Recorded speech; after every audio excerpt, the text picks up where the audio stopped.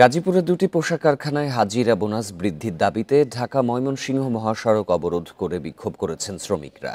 সকালে বাঘেরবাজার এলাকায় বিক্ষোভ করেন মণ্ডল ইন্টিমেটস লিমিটেডের শ্রমিকরা। স্থানীয়রা জানায় বিভিন্ন সময় হাজিরা বোনাস বাড়ানোর দাবি জানিয়ে আসছিলেন শ্রমিকরা। রোববার সকালে তারা কারখানায় এসে কাজে যোগ না দিয়ে বোনাস বৃদ্ধির দাবি জানিয়ে মহাসড়কে অবস্থান নেন। এদিকে একই দাবিতে মহাসড়ক অবরোধ করে বিক্ষোভ করেন অ্যাসোরেটেক্স লিমিটেডের শ্রমিকরা। পরে পুলিশ পরিস্থিতি নিয়ন্ত্রণে আনে। এদিকে আশুলিয়ায় সকাল থেকে সব কলকারখানায় কাজে যোগ দেন শ্রমিকরা। তবে 15টি কারখানায় শ্রম আইনে ও 4টিতে সাধারণ ছুটি রয়েছে। শিল্পাঞ্চলে আইনশৃঙ্খলা বাহিনীর বাড়তি নজরদারি।